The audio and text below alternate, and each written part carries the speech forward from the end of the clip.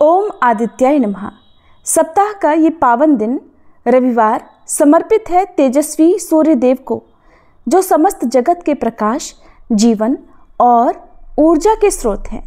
उनके तेज से ही समस्त प्राणी जगमगाते हैं, वनस्पति पनपती है और मनुष्य का जीवन संचालित होता है। आज इस कलयुग की अंधकारमयी परिस्थितियों में, जब मनुष्य दिशाहीन, रोगग्रस्त और विक्षिप्त चित्त वाला होता जा रहा है, हम पूरे भाव से भगवान भास्कर से प्रार्थना करते हैं। हे दिवाकर, हे प्रभाकर, हे त्रिलोक दीपक सूर्यदेव, अपने दिव्य रश्मियों से हमारे भीतर के तम को दूर करें। हमें स्वास्थ्य, संयम, सद्बुद्धि और सात्विकता प्रदान करें। जिस प्रकार आप बिना भेदभाव के सभी को प्रकाश प्रदान करते हैं, वैसे ही हमें भी समभाव, सहानुभूति और सेवा की भावना से जीवन जीने की शक्ति दें। हे आदित्य देव, जाने अनजाने में हमसे जो भी त्रुटियां हुई हों, चाहे वाणी से, विचार से या कर्म से, उन सभी के लिए हम आपके चरणों में क्षमा याचना करते हैं। अपने अज्ञान, आलस्य, लोभ, ईर्ष्या और विकारों के अंधकार में डूबे हम सब आपकी शरण में हैं। कृपया हमें आलोकित करें और इस जीवन को धर्ममय, सात्विक और उपयोगी बनाएं। अब इसी भावना के साथ हम आरंभ करते हैं रविवार की पवित्र कथा। एक ऐसा प्रसंग जो हमें सूर्यदेव की साक्षात कृपा का अनुभव कराएगा। कथा के साथ साथ आप आदित्य हृदय स्तोत्र का हिंदी अनुवाद और श्री सूर्य चालीसा पाठ और अंत में आरती भी सुनेंगे। प्राचीन कथा के अनुसार एक बार एक नगर में एक वृद्धा रहा करती थी। वह रविवार को नियम से घर आंगन को गोबर से लीपकर फिर भोजन तैयार करती और फिर सूर्यदेव को भोग लगाने के बाद ही खुद भोजन किया करती। ऐसा व्रत करने से उनका घर धन धान्य से भरा रहता था। हरि की कृपा से घर में किसी प्रकार का कोई भी दुख नहीं होता था। घर में सब कुछ आनंद मंगल था। इसी तरह कुछ दिन बीत जाने पर वह पड़ोसन, जिसकी गाय का गोबर वह वृद्धा लाया करती थी, वह विचार करने लगी कि ये बूढ़ी माई हमेशा मेरी गाय का गोबर ले जाती है। ये सोचकर एक दिन उसने अपनी गाय को घर के अंदर बांध दिया। फिर तो वह हर दिन ही अपनी गाय को घर के भीतर बांधना शुरू करने लगी। इधर गोबर न मिलने पर बूढ़ी माई रविवार के दिन अपने घर को लीप नहीं पाई। इसलिए न उन्होंने भोजन बनाया, न भगवान को भोग लगाया और न ही खुद भोजन किया। इस तरह उन्होंने निराहार व्रत किया। सुबह से शाम, शाम से रात हो गई और वह बूढ़ी माई भूखी ही सो गई। फिर रात में भगवान ने उन्हें स्वप्न में दर्शन दिए और भोजन न बनाने और भोग न लगाने का कारण पूछा। तब बूढ़ी माई ने सूर्यदेव को बताया कि गोबर न मिलने के कारण आज वह भोजन नहीं बना सकी। तब भगवान भास्कर ने कहा कि माता, हम तुमको ऐसी गाय देंगे जिससे सभी इच्छाएं पूर्ण हो जाएंगी, क्योंकि तुम हमेशा रविवार को गोबर से लीपकर फिर भोजन बनाती हो, भोग लगाकर ही खुद भोजन करती हो। इसलिए मैं आपसे प्रसन्न होकर आपको वरदान देता हूँ। तब सपने में भगवान का यह वरदान पाकर जब बूढ़ी माई की आंख खुली तो देखा कि आंगन में तो एक बहुत सुंदर गाय और बछड़ा बंधे हुए हैं। गाय और बछड़े को देखकर वह खुश हो गई और घर के बाहर बांधकर उन्हें खाने को चारा डाल दिया। इधर जब पड़ोसन ने बूढ़ी माई के घर के बाहर बहुत सुंदर गाय और बछड़े को देखा तो ईर्ष्या से प्रेरित होकर उसका हृदय जल उठा। और जब उसने देखा कि गाय ने तो सोने का गोबर दिया है, तो वह गाय का सोने का गोबर उठाकर ले गई और अपनी गाय के साधारण गोबर को उसकी जगह रख दिया।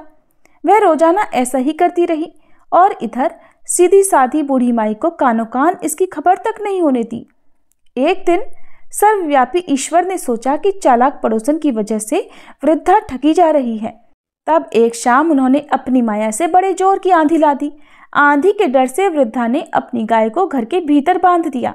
जब गाय ने गोबर दिया तो वह हैरान रह गई। फिर तो वह रोजाना अपनी गाय को घर के भीतर ही बांधने लगी। उधर पड़ोसन ने देखा कि गऊ घर के अंदर बंधने लगी है और वह सोने का गोबर उठाने में कामयाब नहीं हो पा रही है, तो कुछ उपाय न देखकर एक दिन पड़ोसन ने राजा के महल में जाकर सारी बात बता दी। पड़ोसन ने राजा से कहा, महाराज, मेरे पड़ोस में एक वृद्धा के पास ऐसी गाय है जो आप जैसे राजाओं के ही योग्य है, और वह गाय रोजाना सोने का गोबर देती है।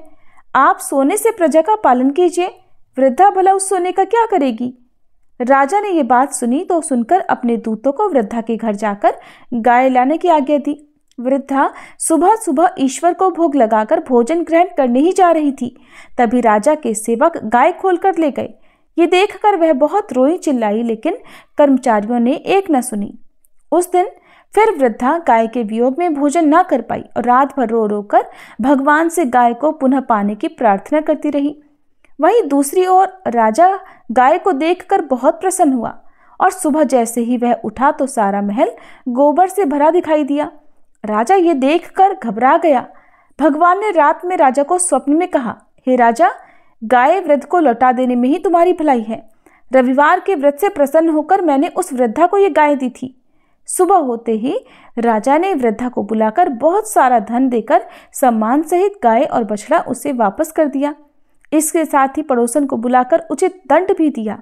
ऐसा करने से राजा के महल की गंदगी दूर हो गई और उस दिन राजा ने नगरवासियों को आदेश दिया कि अपनी समस्त कामनाओं की पूर्ति के लिए वे सभी रविवार का व्रत रखा करें। और जब प्रजा ने रविवार व्रत का पालन करके कथा का श्रवण किया तो उन सभी के घर में सुख समृद्धि धन के भंडार भर गए। ऐसी है रविवार व्रत की महिमा। बोलिए सूर्य नारायण भगवान की जय। श्री आदित्य हृदय स्तोत्र हिंदी अनुवाद। भगवान आदित्य के हृदय स्वरूप इस आदित्य हृदय स्तोत्र का उपदेश अगस्त मुनि ने भगवान राम को दिया था और इसी के प्रयोग से श्री रामचंद्र जी ने रावण का वध करने की शक्ति प्राप्त की। इस स्तोत्र के नित्य 3 पाठ करने से शत्रु बाधा शांत हो जाती है, पितृदोष निवारण होता है, सूर्य नारायण की पूर्ण कृपा प्राप्त होती है, आरोग्य मिलता है, आत्मविश्वास में वृद्धि होती है, कोर्ट कचहरी क्षेत्र में विजय मिलती है, सरकारी नौकरी या सरकारी कामों में फायदा होता है, अटके हुए सभी काम पूरे हो जाते हैं। श्री रामचंद्र भगवान युद्ध से थककर चिंता करते हुए रणभूमि में खड़े हुए थे। इतने में रावण भी युद्ध के लिए उनके सामने आकर खड़ा हो गया।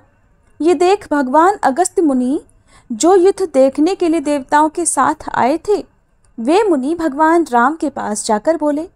मुनि ने कहा, हे सबके हृदय में रमण करने वाले महाबाहो राम, ये सनातन रमणी गोपनीय स्तोत्र सुनो। वत्स, इसके जाप से तुम युद्ध में अपने समस्त शत्रुओं पर विजय पाओगे, इसमें संदेह नहीं है। इस गोपनीय स्तोत्र का नाम है आदित्य हृदय स्तोत्र। ये परम पवित्र और शत्रुओं का विनाश करने वाला है। इसके जाप से सदा विजय प्राप्त होती है। ये नित्य, अक्षय और परम कल्याणमय है। संपूर्ण मंगलों का भी मंगल है। इस स्तोत्र के पाठ से सभी पापों का विनाश होता है। ये चिंता और शोक को मिटाने वाला और आयु को बढ़ाने वाला है। भगवान सूर्य अपनी अनंत किरणों से सुशोभित हैं। ये नित्य उदय होने वाले देवता और असुरों से पूजनीय विवस्वान नाम से प्रसिद्ध प्रभा का विस्तार करने वाले भास्कर और संसार के स्वामी भुवनेश्वर हैं। हे राम, तुम इनका रश्मि मते समुद्यते देवासुर नमस्कृताय विवस्वते भास्कराय हुए भुवनेश्वराय नमः, इन मंत्रों से पूजन करो। संपूर्ण देवता इन्हीं के स्वरूप हैं। ये तेजों की राशि तथा अपनी किरणों से जगत को सत्ता और स्फूर्ति प्रदान करने वाले हैं। ये ही अपनी रश्मियों का प्रसार करके देवता और असुरों सहित संपूर्ण लोकों का पालन करते हैं। ये ही ब्रह्मा, विष्णु, स्कंद, प्रजापति, इंद्र, कुबेर, काल, यम, चंद्रमा, वरुण, पितर, वसु, साध्य, अश्विनी कुमार, मरुदगण, मनु, वायु, अग्नि, प्रजा, प्राण, ऋतुओं को प्रकट करने वाले तथा प्रभा के तेजोमय पुंज हैं। इन्हीं के नाम आदित्य, अदितिपुत्र, सविता, जगतोत्पत्ति करने वाले, खग, आकाश में विचरण करने वाले, पूषा, पुष्टिदायक, गभस्तिमान, प्रकाशमान, स्वर्ण सदृश, भानु, प्रकाशक, हिरण्यरेता, ब्रह्मांड उत्पत्ति करने वाले, दिवाकर, अंधकार को दूर कर उजाला देने वाले, हरिदश्व, हरे रंग के घोड़े वाले, सहस्त्रार्ची, हजारों किरणों से सुशोभित, सप्तसप्ती, 7 घोड़ों वाले, मरीचिमान, किरणों से सुशोभित, तिमिरोन्मथन, अंधकार का नाश करने वाले, शभु, कल्याणकारक, त्वष्टा, जगत का संहार करने वाले, मार्तंडक, जीवन प्रदान करने वाले, अंशुमान, किरण ग्रहण करने वाले, हिरण्यगर्भ, ब्रह्मा जी, शिशिर, सुख देने वाले, तपन, उष्णता पैदा करने वाले, अहस्कर, दिनकर, रवि, प्रार्थना योग्य, अग्निगर्भ, अग्नि को गर्भ में धारण करने वाले, अदिति पुत्र, शंख, व्यापक, शिशिर नाशन, शीत का नाशन करने वाले, व्योमनाथ, आकाश के देवता, तमोभेदी, अंधकार को नष्ट करने वाले, घन वृष्टि, घनी वृष्टि के कारण, अपामित्र, जल को उत्पन्न करने वाले, विंध्य विधि प्लवंगम, आकाश में तीव्र वेग से चलने वाले, आत्मी, घाम उत्पन्न करने वाले, मंडली, समूह को धारण करने वाले, मृत्यु, मृत्यु के कारक, पिंगल, भूरे रंग वाले, सर्वतापन, सबको ताप देने वाले, कवि, दूरदृष्टा, विश्व, सर्वस्वरूप, महातेजस्वी, महान तेज वाले या सबसे अधिक तेज वाले, रक्त, लाल, सर्वभवोद्भव, सबकी उत्पत्ति के कारक, नक्षत्र आदि के स्वामी, विश्वभावन, जगत की रक्षा करने वाले, द्वादशात्मा, 12 स्वरूपों से युक्त, ये महातेजस्वी नामों से सूर्य देव प्रसिद्ध हैं। आपको नमस्कार है। पूर्वगिरी यानी उदयाचल और पश्चिम गिरी यानी अस्ताचल के रूप में आपको नमस्कार है। ग्रहों और तारों के स्वामी तथा दिन के अधिपति आपको नमस्कार है। आप जय स्वरूप तथा विजय और कल्याण के दाता हैं। आपके रथ में हरे रंग के घोड़े रहते हैं। आपको बारंबार मेरा नमस्कार है। सहस्त्रों किरणों से सुशोभित भगवान सूर्य आपको नमस्कार है। आप अदिति पुत्र आदित्य को नमस्कार है। उग्र वीर और सारंग सूर्यदेव आपको नमस्कार है। कमलों को अपना तेज देकर विकसित करने वाले मार्तंड आपको नमस्कार है। आप ब्रह्मा विष्णु और शिव के स्वामी हैं। परात्पर रूप में सुर आपकी संज्ञा है। ये पूरा सूर्यमंडल आपका स्वरूप है। सबको स्वाहा कर देने वाले अग्नि भी आपका ही रूप है। आप रौद्र रूप धारण करने वाले हैं। आपको नमस्कार है। अज्ञान और अंधकार के आप नाशक हो। जड़ता और शीतलता के कारक हो। शत्रु का विनाश करने वाले आप हो। आपका स्वरूप अप्रमेय है। आप कृतघ्नों का नाश करने वाले हो। आप देव स्वरूप जो आपको नमस्कार है। आप तपाए हुए सोने की तरह हो। आप हरि और विश्वकर्मा हो। तम के नाशक प्रकाश स्वरूप जगत के साक्षी हो। आपको नमस्कार है। सूर्य ही संपूर्ण भूतों का संहार करने वाले हैं, पालन करने वाले हैं। सूर्य ही अपनी गर्मी से अपनी किरणों द्वारा वर्षा करते हैं। ये भगवान सबके सो जाने के बाद भी जागते रहते हैं। यही अग्निहोत्र तथा अग्निहोत्री को मिलने वाले देवता हैं। देवता यज्ञ और यज्ञों के फल प्रदान करने वाले भी यही हैं। संपूर्ण जगत में होने वाली क्रियाओं के फल देने वाले यही हैं। राघव विपत्ति में, कष्ट में, दुर्गम में तथा किसी भी प्रकार के भय के अवसर पर जो कोई भी मनुष्य इस सूर्य देव के स्तोत्र का कीर्तन करता है उसे दुख नहीं भोगना पड़ता। इसलिए हे राम, तुम एकाग्रचित्त होकर इन देवादिदेव जगदीश्वर की पूजा करो। इस आदित्य हृदय का 3 बार पाठ करने से तुम युद्ध में निश्चित ही विजय प्राप्त करोगे। महाबाहु राम, तुम इसी क्षण रावण का वध कर सकोगे। ऐसा कहकर अगस्त मुनि वहां से चले गए।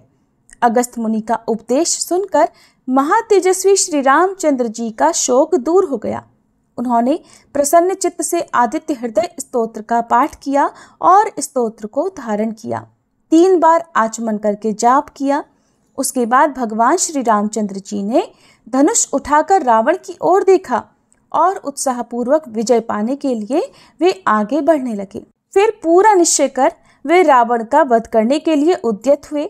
उस समय देवताओं के मध्य में खड़े हुए भगवान सूर्य ने प्रसन्न होकर श्री रामचंद्र जी की ओर देखा और निशाचर राज रावण के विनाश का समय नजदीक जानकर हर्षपूर्वक कहा, रघुनंदन, अब जल्दी करो। ये था श्री आदित्य हृदय स्तोत्र का हिंदी अनुवाद।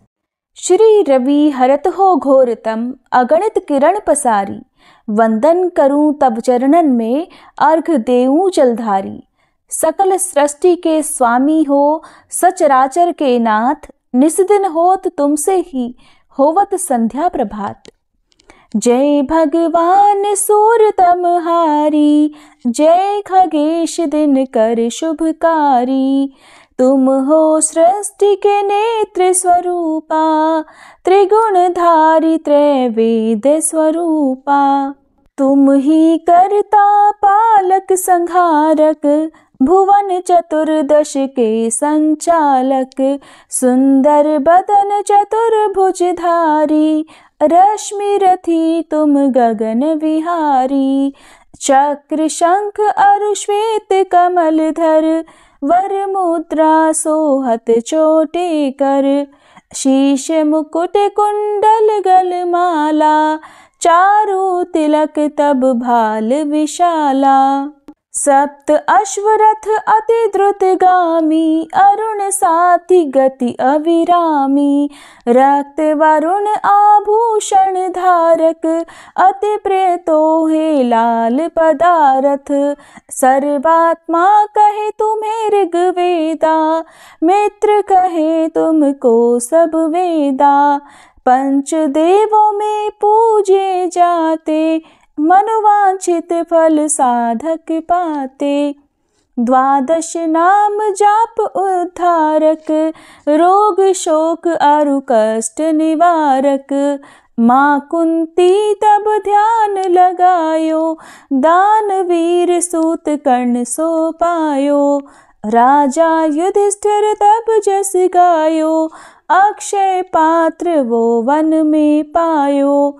शस्त्र त्याग अर्जुन अकुरायो, बन आदित्य हृदय से पायो। विंध्याचल तब मार्ग में आयो, हाहाकार तिमिर से छायो। मुनि अगस्त गिरि गर्व मिटायो, निज तप बल से विंध्य नवायो। मुनि अगस्त तब महिमा गाई, सुमिर भये विजयी रघुराई। तोहे विरोक मधुर फल जाना, मुख में ली नहीं तोहे हनुमाना। तब नंदन शनिदेव कहावे, पवन के सूत शनि तीर मिटावे। यज्ञ व्रत स्तुति तुम्हारी कीन्ही, भेंट शुक्ल यजुर्वेद की दीन्ही। सूर्यमुखी खरितर तब रूपा, कृष्ण सुदर्शन भानु स्वरूपा। नमन तोहे ओंकार स्वरूपा, नमन आत्मा अरुकाल स्वरूपा। दिग दिगंत तब तेज प्रकाशे, उज्ज्वल रूप तुम्ही आकाशे।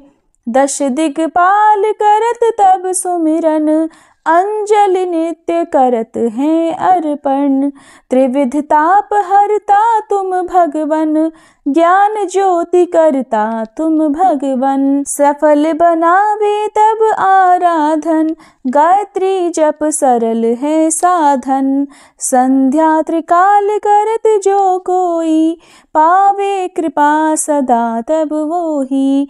चित शांति सूर्याष्टक देव, व्याधि अपाधि सब हर लेवे। अष्टदल कमल यंत्र शुभकारी, पूजा उपासना तब सुखकारी। माघ मास शुद्ध सप्तमी पावन, आरंभ हो तब शुभ व्रत पालन। भानु सप्तमी मंगलकारी, भक्ति दायनी दोषणहारी। रविवासर जो तुमको ध्यावे, पुत्रादिक सुख वैभव पावे। पाप रूपी पर्वत के विनाशी, व्रज रूप तुम हो अविनाशी। राहु आन तब ग्रास बनावे, ग्रहण सूर्यता को लग जावे। धर्म दान तब करते हैं साधक, मिटत राहु तब पीड़ा बाधक। सूर्य देव तब कृपा कीजे, दीर्घ आयु बल बुद्धि दीजे। सूर्य उपासना कर नित ध्यावे, कुष्ठ रोग से मुक्ति पावे। दक्षिण दिशा तोरी गति जावे, दक्षिणायन वो ही कहलावे। उत्तर मार्गी तोरो रथ होवे, उत्तरायण तब वो कहलावे। मन और वचन कर्म हो पावन, संयम करता भलित आराधन। भरतदास चिंतन करत घर दिन कर तब ध्यान, रखियो कृपा इस भक्त पे तुम्हारी सूर्य भगवान। ओम जय सूर्य भगवान, जय हो दिनकर भगवान। जगत के नेत्र स्वरूपा, तुम हो त्रिगुण स्वरूपा, धरत सब ही तब ध्यान। ओम जय सूर्य भगवान। सारथी अरुण है प्रभु, तुम श्वेत कमल धारी, तुम चार भुजाधारी। अश्व है सात तुम्हारे, कोटि किरण पसारे, तुम हो देव महान। ओम जय सूर्य भगवान। उषा काल में जब तुम उदयाचल आते, सब तब दर्शन पाते। फैलाते उजियारा, जागता तब जग सारा, करे सब तब गुणगान। ओम जय सूर्य भगवान। संध्या में भुवनेश्वर अस्ताचल जाते, गोधन तब घर आते। गोधूली बेला में हर घर हर आंगन में, हो तब महिमा गान। ओम जय सूर्य भगवान। देव दनुज नर नारी, ऋषि मुनिवर भजते, आदित्य हृदय जपते। स्तोत्र ये मंगलकारी, इसकी है रचना न्यारी, दे नव जीवन दान। ओम जय सूर्य भगवान। तुम हो त्रिकाल रचयिता, तुम जग के आधार, महिमा तब अपरंपार। प्राणों का सिंचन करके, भक्तों को अपने देते, बल बुद्धि और ज्ञान। ओम जय सूर्य भगवान। भूचर जलचर खेचर, सबके हो प्राण तुम्ही, सब जीवों के प्राण तुम्ही। वेद पुराण बखाने, धर्म सभी तुम्हें माने, तुम ही सर्वशक्तिमान। ओम जय सूर्य भगवान। पूजन करती दिशाएं, पूजे दश दिक्पाल, तुम भुवनों के प्रतिपाल। ऋतुएं तुम्हारी दासी, तुम शाश्वत अविनाशी, शुभकारी अंशुमान। ओम जय सूर्य भगवान। ओम जय सूर्य भगवान। जय हो दिनकर भगवान। जगत के नेत्र स्वरूपा, तुम हो त्रिगुण स्वरूपा, धरत सब ही तब ध्यान। ओम जय सूर्य भगवान। ओम जय सूर्य भगवान।